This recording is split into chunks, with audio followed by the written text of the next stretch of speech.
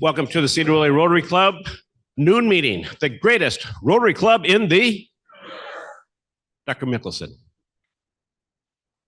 Thank you. Can we bow our heads and reflect on the words of St. Francis de Sales?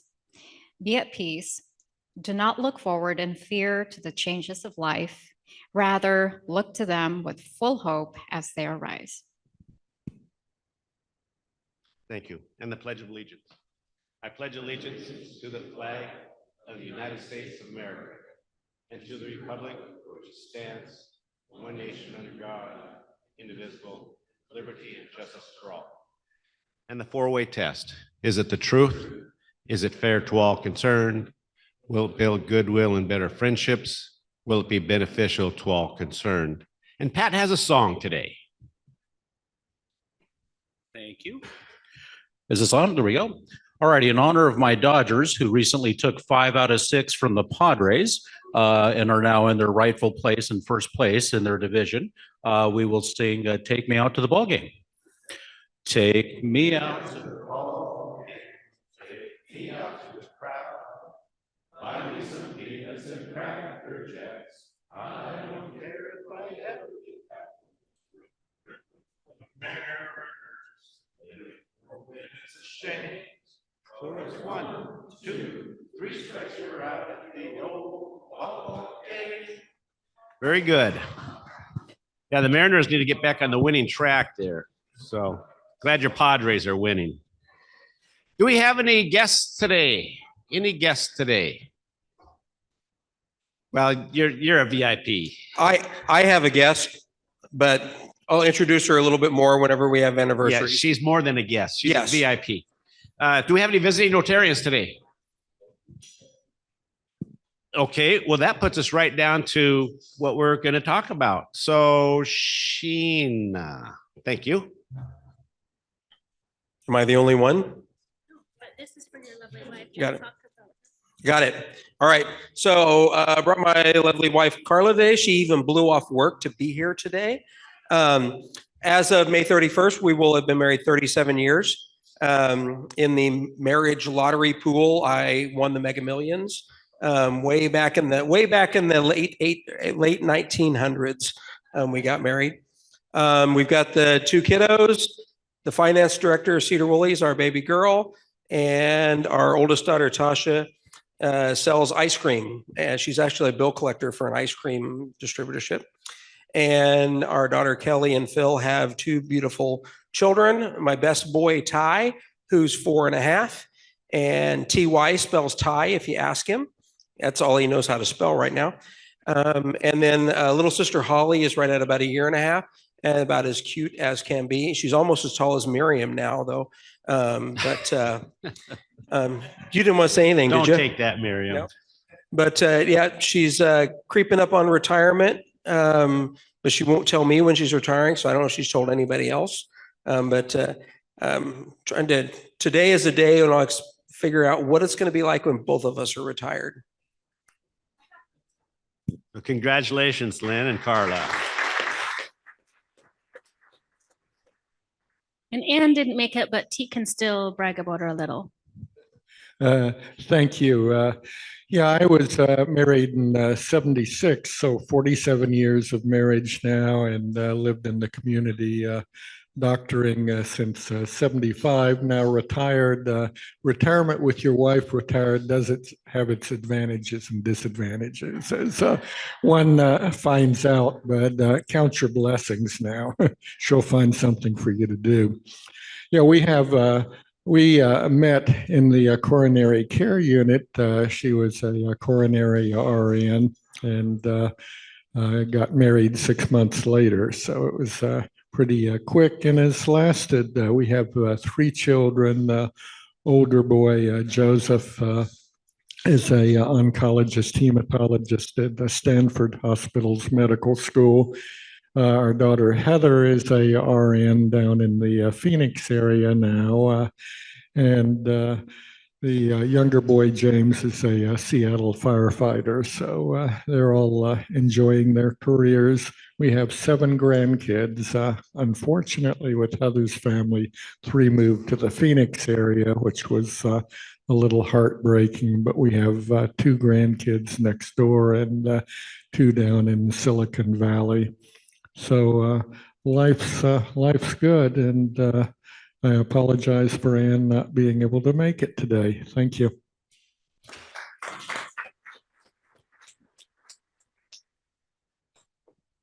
Okay, congratulations, Teak, and please give Ann our best wishes. And it was Betty and Daryl's anniversary this month as well. So when you see them, give Daryl a hard time for skipping out. Okay, club business. It is Team May. Thank you, Team May, for doing your work. Installation is what day? June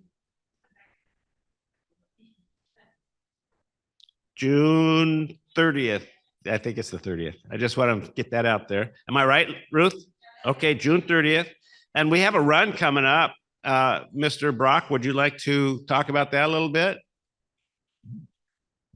What are we talking about? The Great Sedro Woolley Foot Race? Oh, sure, absolutely. So that's coming up on July 4th. July 4th. And Kyle Rutherford does all the work. That's all you need to know. Okay. So we have got Rebecca Skildy is taking care of all of our sponsorships. She's already got, I believe, a major sponsor. Is there a Nice. major sponsor she's gotten? Are you doing a major sponsorship? Yeah, he just donated $1,000 to be head sponsor Nice, for the Travis. foot race. Great. That I works. didn't put you on the spot, did I? Did I? Okay. And she's also going to, I think, take over maybe doing the T-shirt. So I'm going to turn it over to Kyle to see if he's got anything to say, because we are trying to farm out some of the tasks. I know Charlie Bush is going to be in charge of setting up the actual foot race course itself. So I appreciate Charlie doing that. He did that last year and going to do it again. But here's Kyle.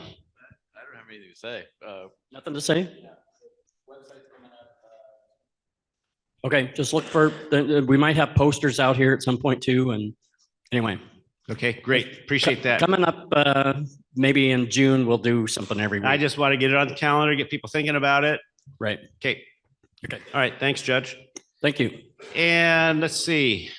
Ruth, did you want to talk about the booklet for a little bit? Because you're out there running around trying to get updates on this thing. I am. So I'm walking around making sure everyone that is here today is checked off. I have to leave early. I have a meeting at 1. So I'll try to get to every table and make changes.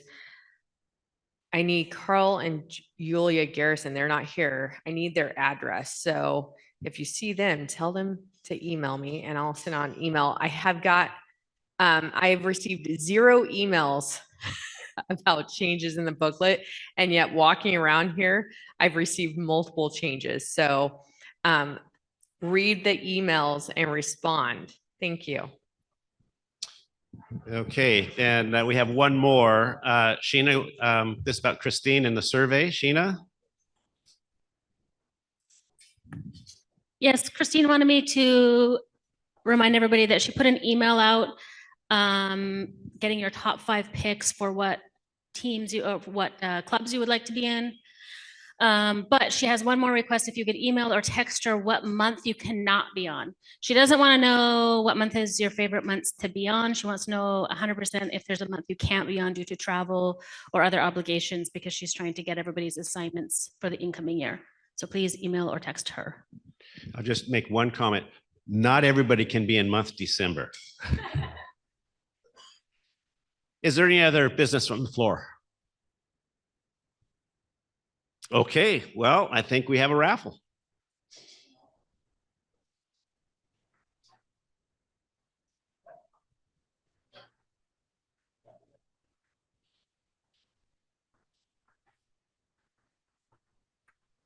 You want to know? All right, the first number 3434. Howdy. That's going to cost you $1 just for showing up once, every so often.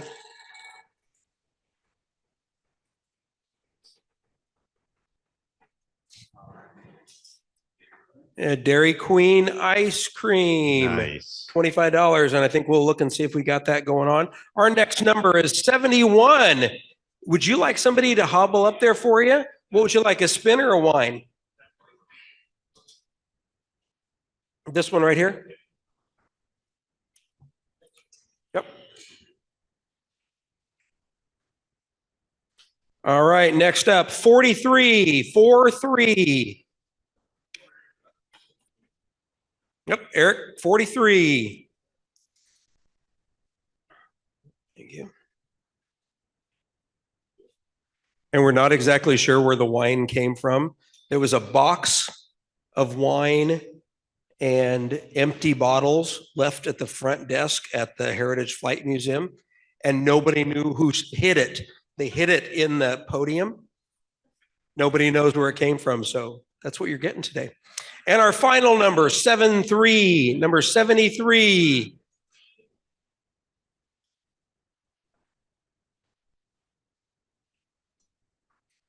Thank you, sir. And the spin of the wheel where it stops. $25 cash.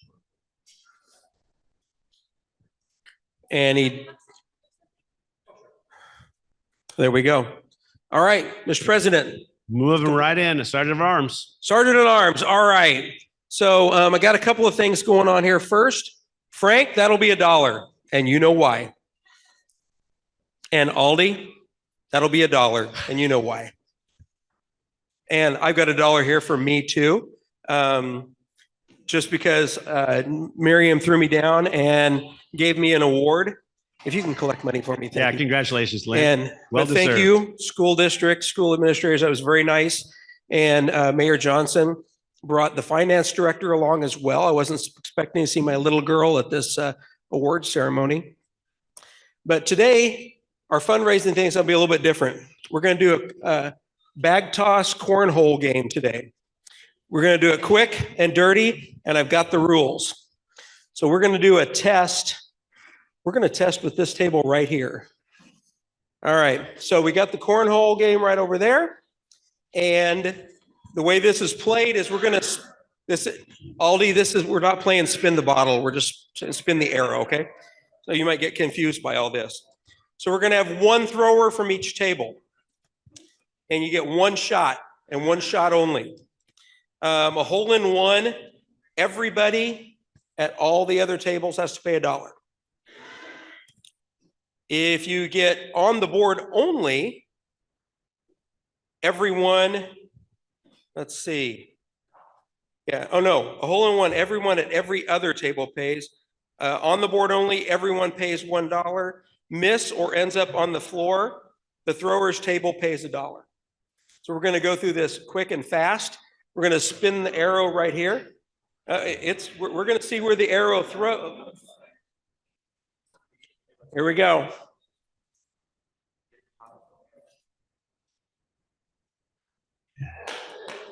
Mark, you want to give it a shot, or do you want to? We're going to throw from right here.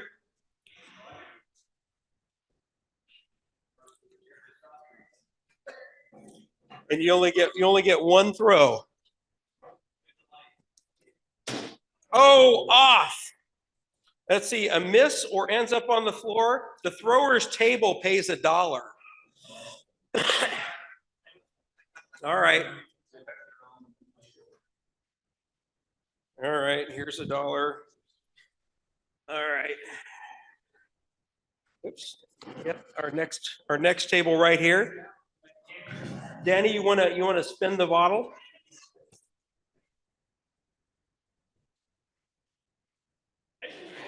There we go. Let's see how he does.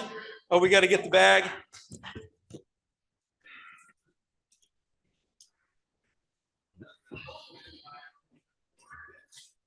If this goes a little too wild, we know he's been sampling some of the stuff that he peddles. Yep, from right there. Oh, on the board. All right, on the board. Everyone pays $1 each. Everyone. I'm making this up as I go along to get a couple of bucks out of everybody. I don't know if you guys noticed that or not. I never could answer any of the sports questions that kept coming up. Okay. All right. Frank, you want to give it a spin? They should.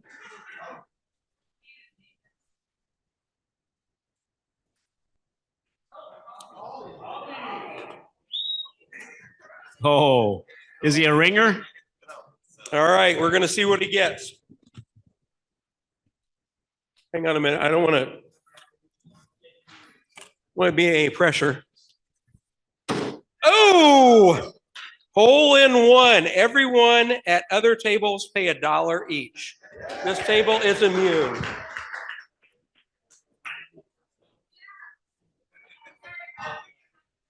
All right, we got it moved over to this table. Good job, Aldi. All right, you guys ready? You're not? You're not? No.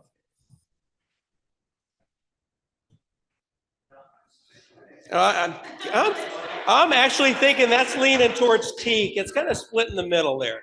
So.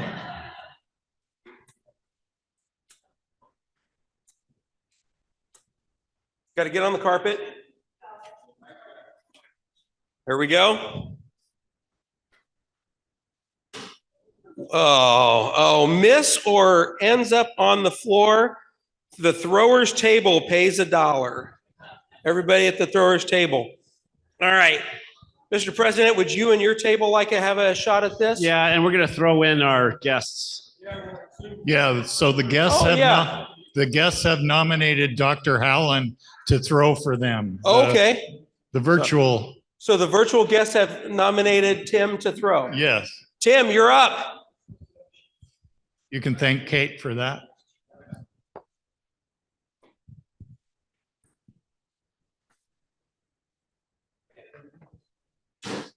Hole in one. Nice. Everyone at the other tables pay $1 each. That's the doctors in the house. All right, Mr. President, we're good to go. Okay, thanks, Lynn. Nice work today. So, Mr. Dahl, Stephen, I want you to come on up. And while you're coming up, I'll introduce Andrew Miller, So UD we've got our Commissioner, and Program does a coming lot up, of if you can stuff in stay if you Skagit want. County, including tulips. So I'll let Andrew. Oh, happy dollars. Yeah, hang on. I'm happy. That's 10 happy dollars for messing my own agenda up. So Lynn, happy dollars. Yeah. There we go. All right, happy bucks, happy bucks. Who's up? We got a couple happy bucks back here. Well, today is the 85th anniversary of when Sedro Woolley Auto Parts opened, so. There you go. Congratulations, Steve.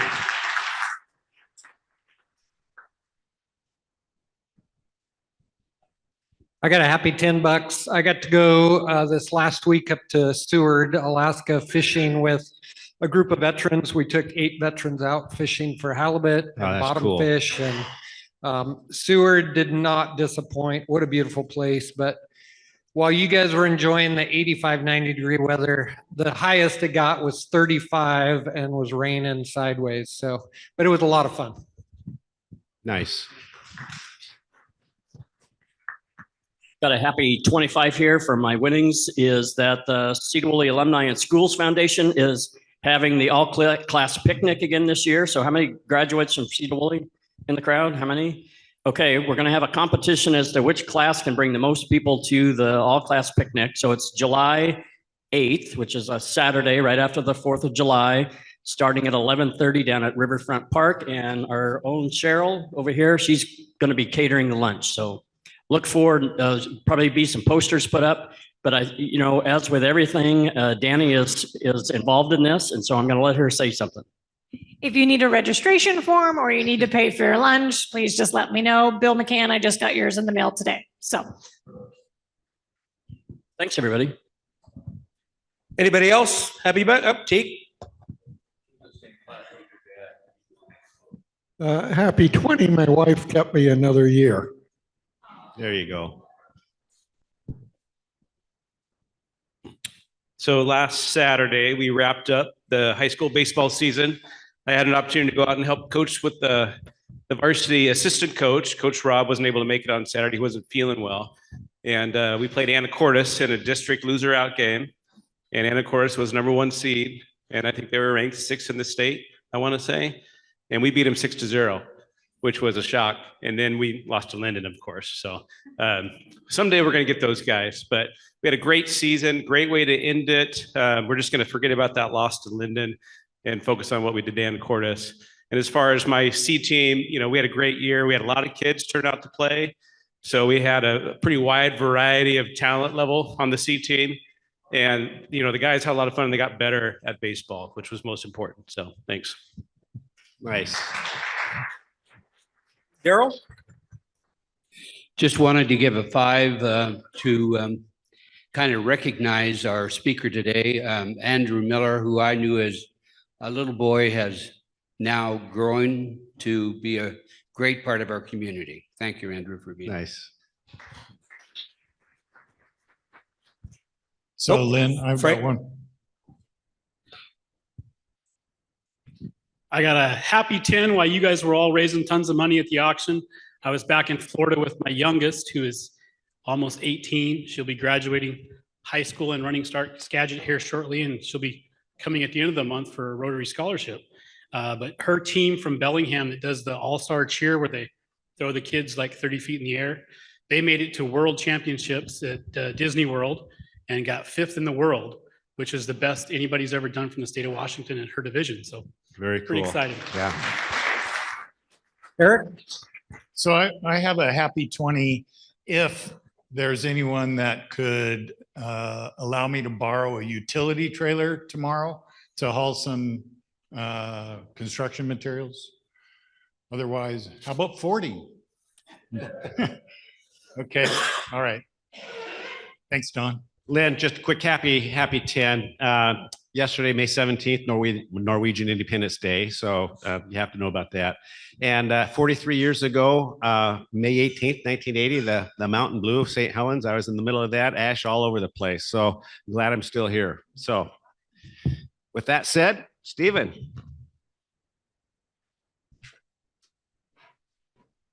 Thank you. I'd like to introduce Andrew Miller. He's got quite the introduction here. I'll try and go through it.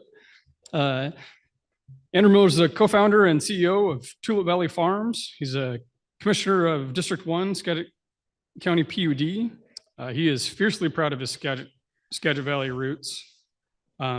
He serves on a lot of boards. He serves as the community board president of Viva Farms, on the board of United Way of Skagit County, Mount Vernon Chamber of Commerce, Genuine Skagit Valley, and the Cascade Loop Executive Board.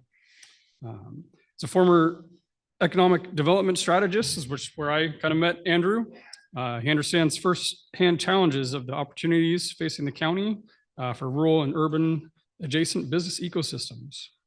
He's a graduate of Seattle University Law School, Pacific Lutheran University, Gonzaga University, and the National Postgraduate School, and speaks Spanish and Portuguese.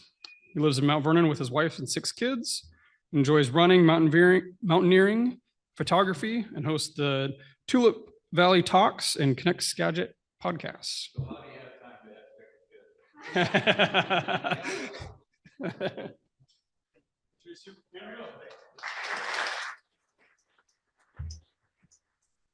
It is a pleasure to come over. I enjoy being over, getting out this direction, looking up at that Sauk Mountain to see when I can get up and do some climbing. So now that I'm out of the field, but that's not actually true. It was funny. A friend of mine said the other day, asked how the season went. And she said, "No, I'm gonna stop you right there. I bet you need a Red Bull to calm down," which is about how our the tulip season went this year. So that was pretty great. But it is a pleasure to get out and get off the farm and talk a little about what's going on.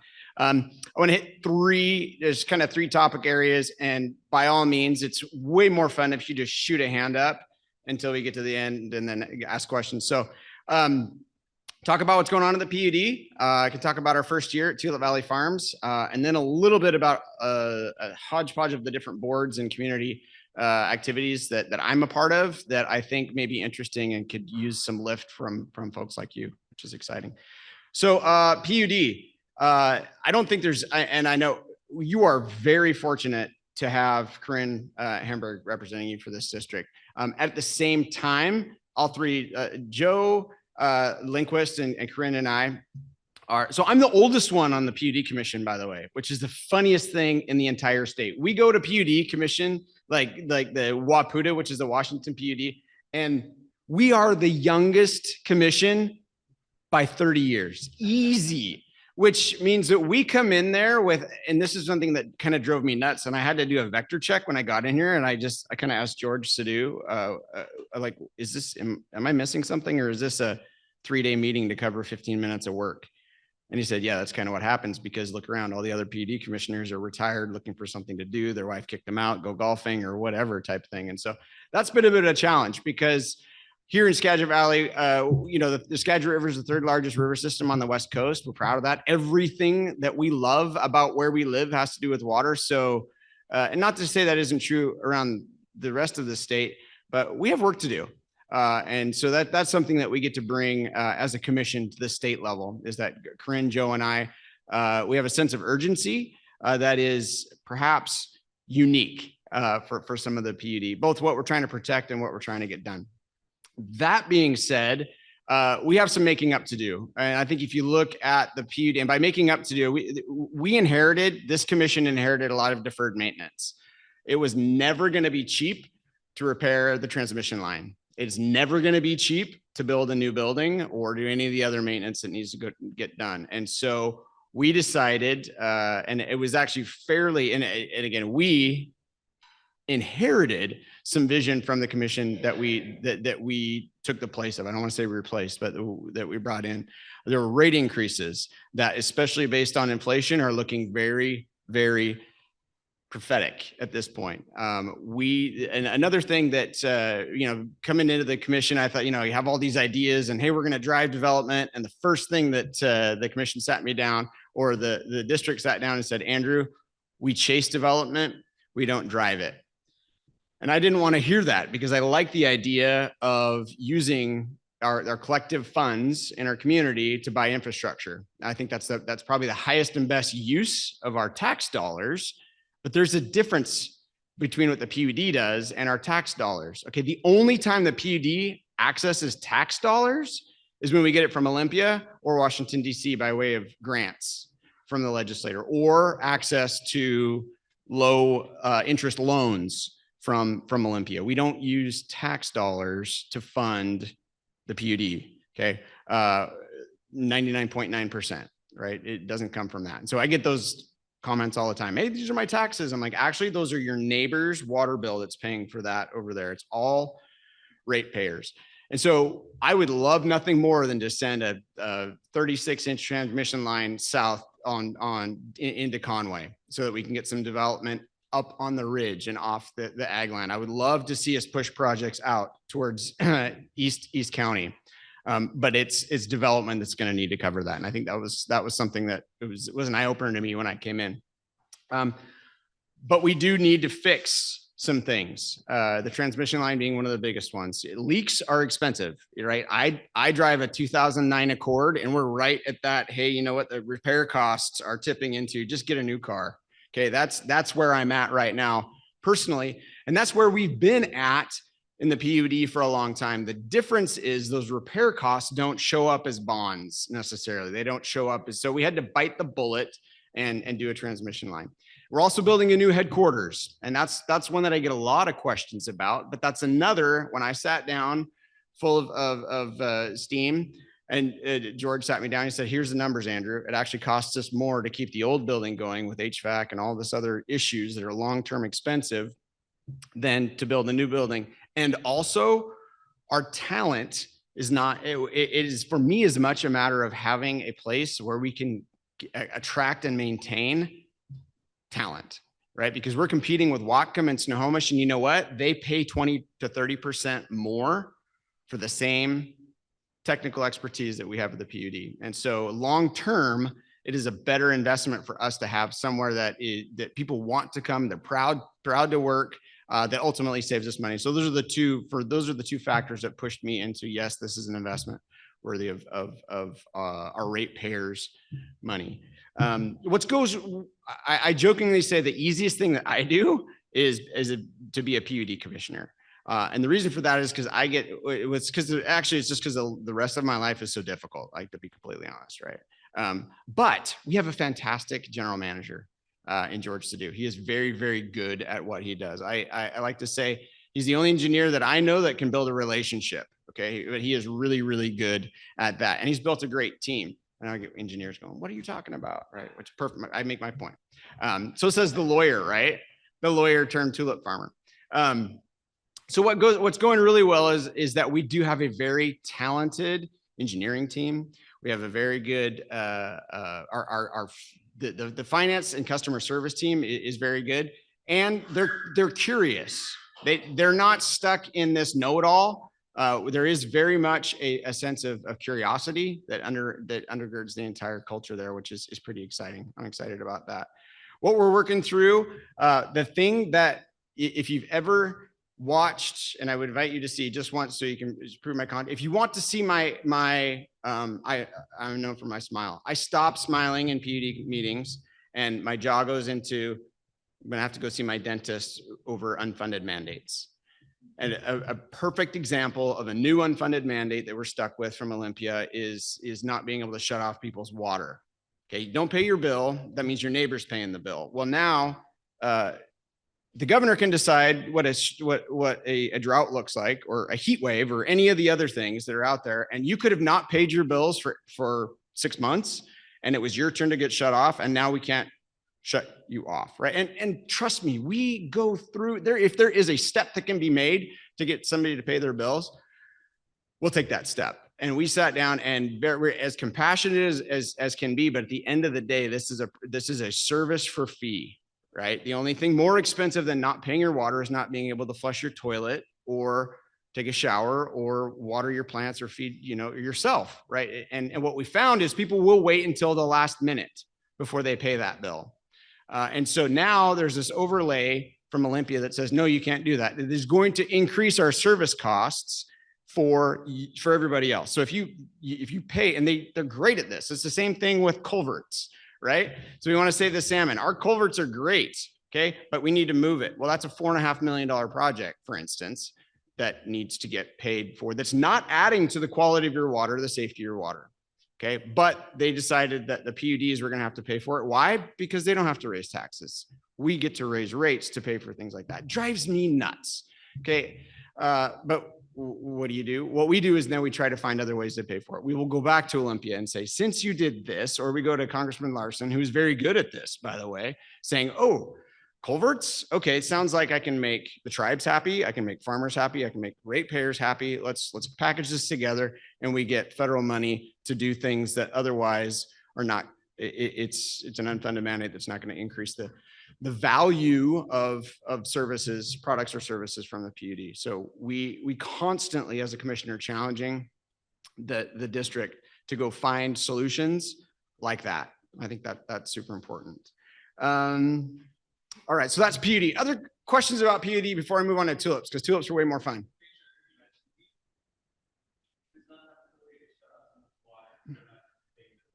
If it's during a heat wave. So yeah, I'm sorry. So the question was, the PUD doesn't have authority to shut off someone's water during a heat wave. If the governor has said there's a window, I mean, he gets to decide. And it was actually far, I want to say, restrictive, but yes, that is true. Even if we're supposed to turn them back on if they've been shut off before. We might have to hire an entire new team at the PUD to comply with this mandate. And if we don't, we'll get sued, and we'll have to pay for it anyway. And so this is a little bit of a "you've got to be kidding me" moments. It sounded like a good idea for somebody in Bellevue who never had to worry about it anyway, but certainly has never sat on a PUD commission and tried to spend somebody else's money. I don't think commercial is involved in that, but I don't know. Other questions on the PUD, the district, the water, anything like that? Oh, go ahead.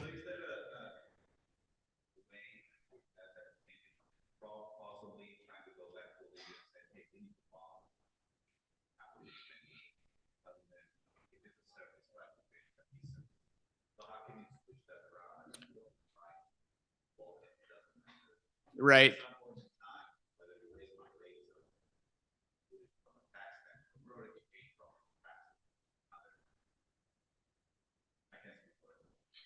Yeah. No, yes. No, and I appreciate that. And what we're trying to say is when, especially for me, it's like these unfunded mandates. If the people in Seattle or Spokane, there's another thing that drives me nuts is when we solve Yakima Basin problems that affect Western Washington, especially on the farming side, but we'll get to that in a second. What we'll go to Olympia for is for when they've set money aside for public works, right? So there's a certain amount of money that's set aside by the legislature for public works projects. We will go after that money like nobody's business, right? We will say, here are all of the public works projects that we can have. And the other thing is we're very good at having shovel ready projects to go after low interest loans, right? We end up saving millions of dollars by having a well functioning district. It gets back to the leadership side. So for both those low interest loans, we're ready to go after those. And that comes through Olympia on the tax side. And the other is when they have money available for public works or infrastructure projects.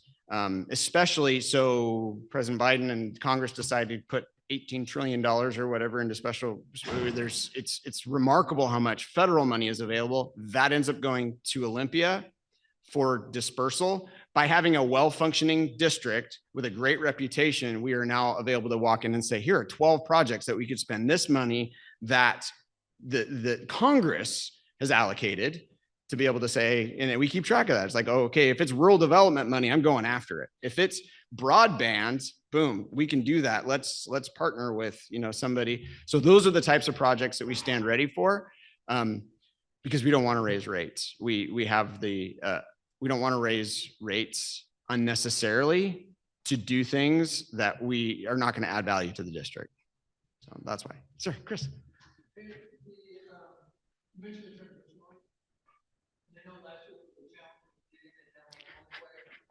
Yeah.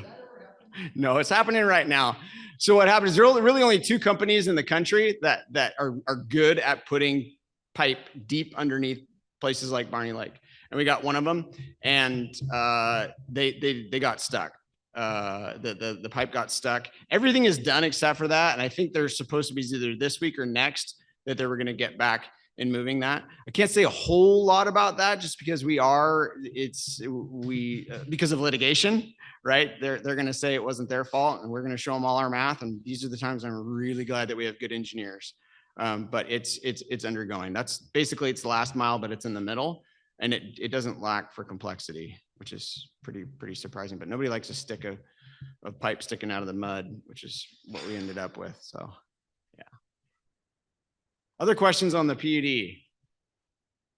Great. Let's talk about tulips. So I grew up here in Mount Vernon, and as my bio suggested, I did everything I could to stay away. Right? I joined the Air Force, and I went out and went to.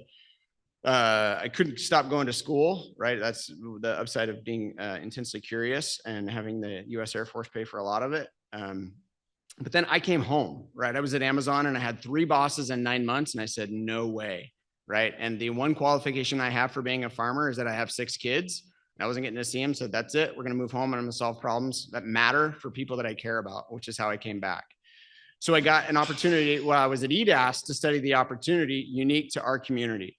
And our community being Skagit Valley. And I came up with a philosophy that really what we can be the best in the region at, if not the world, is in outdoor recreation and tourism, value-added ag and food, and then arts, culture, events, and entertainment. And that is based on our natural beauty and the fact that we are 80 miles from 6.5 million people that are projected to be 20 million people, okay, in the next 15 or 20 years. And I spend a lot of time with those urban neighbors, right? And so having worked in Bellevue and in Seattle, and then also being from here, I got to bring a lot of this experience back. And while I was at EDASC, I had a lot of conversations that end with, hey, if it's such a good idea, Mr. Big Hat No Cattle, why don't you do it? Right. And so that's how I got into tulip farming. I'm actually colorblind. That's another thing I need to add to my bio. So I am a JD MBA colorblind tulip farmer. Right, which is probably the children's book or Netflix series that you didn't know that you needed, right? So does the world need another tulip farm? That's a question I got a lot of. And the answer is, has the nature of agriculture changed in the last 40 years? The answer to that is dramatically. The way that especially our urban neighbors interact with agriculture has changed a lot. Now, have our business models kept up with that in our community? And the answer to that is no, they haven't, not largely. We continue to largely chase a commodity mindset or a framework that is, in the mortal words of Dave Headland, is a race that you might win. And it's a race to the bottom. And that's really the challenge with commodity farming. Now, can we coexist? Absolutely. Do I advocate for that? 100%, because all of the research suggests that communities that have figured out how to do value-added ag and commodity farming, Walla Walla, right, do very, very well. Okay, for the ones that can figure out a diversified approach to what people are willing to pay for. And I can tell you now, having looked at some numbers today, that on the tulip side, or in any business, the hardest thing you have to do is come up with new customers, right? That really is a challenge. The opportunity is that we literally have millions of our urban neighbors who want to come and do and buy and experience things that we can do here in Skagit Valley. And so at Tulip Valley Farms, we started, this was our very first year, and we made some bets. We made some bets on doing things in innovative ways. Primarily, what we found, and I probably made, and I told my team, there's 9 out of 10 of these will fail miserably, but the ones that stick will be known for.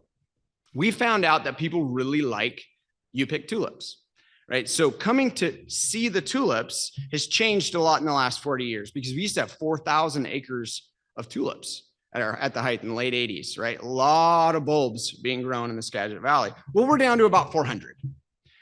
And so that's a 90% decrease. And we have seen a 90% increase in people that want to see fewer flowers. So in my experience, and because I'm, again, that curiosity comes in, I just looked around and asked around, and the West Coast is pretty unique in tulips in that we don't do U-pick. Everybody else in the country does U-pick tulips. East Coast, Midwest, if they do tulips, they do U-pick, because you're never going to out-Dutch the Dutch. So on the commodity side, they're literally growing tulip bulbs in Africa. Okay, and then they'll bring them to Holland and finish them as a product of Holland. So the Rusins aren't going to do that. Washington bulb is not going to do that, right? And so we have this huge opportunity to switch up and change. And so what we did is we brought U-pick here into the valley. Do people love it? It's what they talked about. The other thing that I challenged the team with was I planted my tulips the hardest possible way. So if there's a theme here, it's don't join Andrew's team unless you want to do a heavy lift, okay? But we planted in between rows of hazelnut trees, maintaining grass turf all the way around it. And so I knew that people didn't like tromping around in muddy fields. And I knew that it rains in April. Now, did I expect it to rain for 28 out of 30 days or be windy and sideways rain? No, I didn't. And that's what we had this year. So that was a bit of a challenge. But by maintaining the grass and paying the price up front in the fall to not work up the entire field, I was able to keep my bloom twice as long as anyone else. And that's because tulips are intensely temperature driven, right? And so because I maintain grass on one side and trees on the other, this ambient soil temperature was way. I did not mean to do that, but man, am I glad I did. Because now I have flowers that usually last 2 weeks that went almost 6 weeks in some cases. Now, granted, it was a miserable tulip viewing year, but it was fantastic for this mount for growing tulips. I literally had 4-foot tall tulips, which it will never happen again. Well, maybe it'll happen again. The other thing that I did is another mistake that I made is I wasn't able to plant deep enough. So as I mentioned, I didn't grow up on a farm, so I have lots of questions, right? And so Don McMorrin at Wazoo Extension and any other farmer that I have in my phone, they're getting calls from me all the time. And because of the drought, I wasn't able to go deep enough because the ground was so hard in October when I went to get in the ground. So I went as deep as I could, and I'm snapping subsoilers and stuff is like metal is literally breaking as I'm trying to get into the ground because I needed to go, 8 to 12 inches. Well, some places I was 4 to 6 inches. And so what I did is I brought in mulch to put on top of it. There's no self-respecting farmer in the world is going to topsoil and put mulch on top of his field. Well, I don't have the burden of being a self-respecting farmer, right? Because I'm a businessman. And I know that if I put mulch on top, it's going to help. Not only did it help, it was another way that allowed me for the water to go through into the subsoil and then not evaporate out. So three things that I accidentally did that will likely prolong my season by 2 weeks on either side next year. So I'll have flowers probably when other growers don't. And the reason that matters is now we've expanded the opportunity for people to come into our community, stay overnight, spend money in the hotels and buy restaurant, buy dinner and breakfast. Another thing that I did was we did night bloom this year because I sat down with a list of things that have never been done before or ways that we could get people to stay. I said, well, you can't see tulips at night. Well, what if you could? Because I'm pretty sure Edison solved that problem a long time ago, right? So if I can get light on it, then I think people want to come out and do it. So we did that. We had literally a laser show and commercial grade movie projectors that went out onto the field. But more importantly, the most fun part about that is then we put out fire pits. So I had a couple from LA that had never been to a bonfire before, ever. Sitting next to a couple from Lyman, that's their Netflix. That's all they do is sit by the bonfire every night. And so we have this collision or combination of cultures that were brought together around flowers at a bonfire as the sun sets, looking up at Mount Baker, that was one of my favorite memories from this season. So we get to share what is so great about Skagit. And that couple will go back to LA and tell all of their friends about the time that they had here in Skagit Valley, which is a pretty unique. And I hope that that couple from Lyman comes, they'll come back and tell all their friends about it too. That's what was kind of exciting in terms of innovation this year. The weather was horrible for viewing tulips, but I was open through Mother's Day, which had never happened before.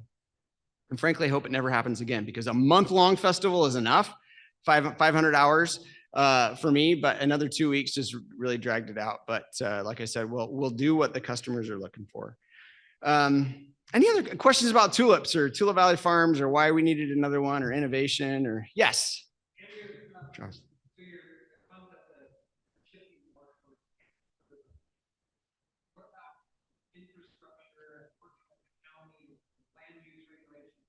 Yeah, I love that. That's a great question. The challenge, and I think that the principle is if the rate of change outside of our organizations is greater than inside our organizations, that we will suffer. And I think the rate of change that is what we're facing on many, many fronts at the county. The county is not changing fast enough, right? It is painful. I will tell you, it is horrible. I got a stop work order on my ticket booth because it was a Connex, right?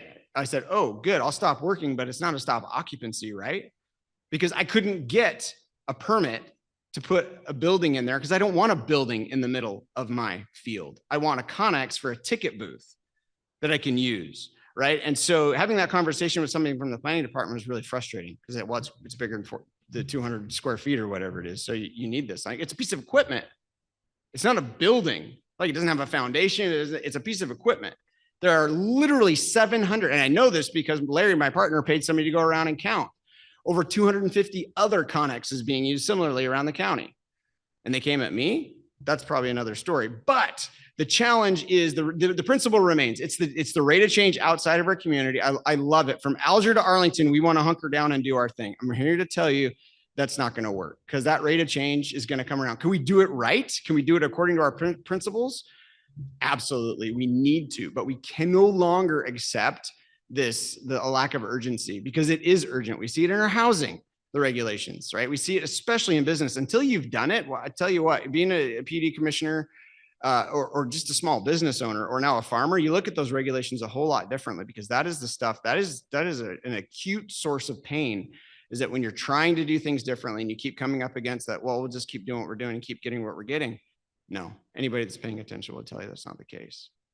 So other questions?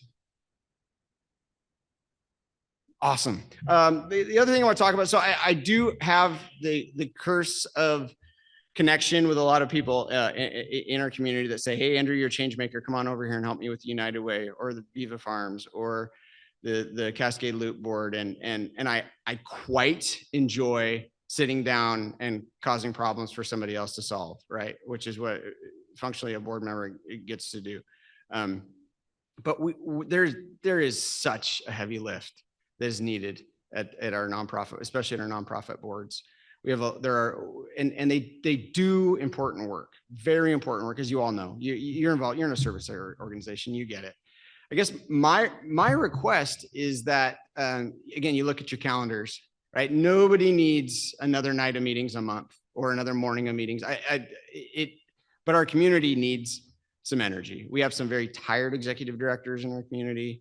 And it's because we have a lot of people on members of boards that want to keep doing what they've been doing and keep assuming that we're going to get what we're going to getting. And we just need new ideas. We need new energy on these boards. So if you, and I know I love speaking to organizations like this because you already have an orientation for trying to make things better. My request is to look at the chambers, look at the other nonprofits that you may be aware of, and talk to those executive directors, other members of those boards, because odds are they're looking for new energy. I have the benefit of getting a fresh set of downs every time I task switch, is why I'm able to do so many things. But there isn't a board that I'm aware of that isn't looking for some fresh energy that could really use some perspective. And I think especially, East County, it's just it's an important thing. It pains me when basically anything east of I-5 just gets lumped into East County and then move on. Oh yeah, that's a big challenge. Move on, right? I think that voice needs to be heard on every board that I'm a member of. And the problem is, I was actually invited to be on the Forterra board, which is a Snohomish and King County organization, and I just told them, I said, you do yourself a favor and don't invite yourself into conversations in Skagit County without involving us. There are people who would rather live in their car than have you solve their housing solution for them. Okay, they didn't ask for it. And that was kind of shocking for do-gooders from down south, but it's true. We want to be a part of our solutions here. And I think that's what makes us great as Skagit, as Skagiteers, right? Being from here. I know when I moved back, one of the biggest challenges, or one of the things that kind of shocked me having grown up here is like, well, what's the deal? Everybody trusts everybody. Or why does everybody keep asking if I'm from here? It's like, oh, it's Jerry Miller's kid. Like, oh yeah, okay, well, I'll listen to him. I'm like, well, what does it matter? I mean, it's because we were carved out of, Skagit County was carved out of fishing, farming, and logging. Are there 3 more dangerous occupations? No, I mean, when you're literally putting your lives in the hands of the people that you work with, trust becomes really important. And we need to know that you're not going anywhere. You're not going to bail in the middle of the night. You're going to be where you need to be and do what you said you're going to do. And I would love for us as a community to return to those values and really make them foremost, to be able to say, I'll be where the work is and do the work that needs to be done until it's being done. And that needs to happen in our civic conversations, in our nonprofit conversations, the small business conversations, and workforce development conversations, housing conversations, because there's more than 3 people at the county that really are falling, going to sleep thinking about these problems and waking up thinking about these problems. But these voices need to be heard. So that's all I've got. Thank you for letting me end on a rant. Any other questions, please, you can find me. I'm not hard to find, I hope.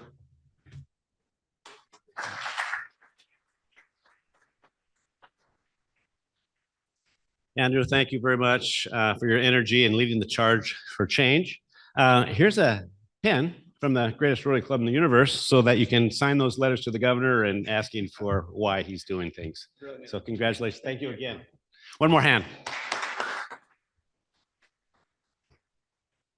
Carla, you still here? Okay, I was going to thank her for coming, and thanks for staying, Len. Appreciate that. With that, is there any other business from the floor? Okay, going to close the meeting of the greatest Rotary Club in the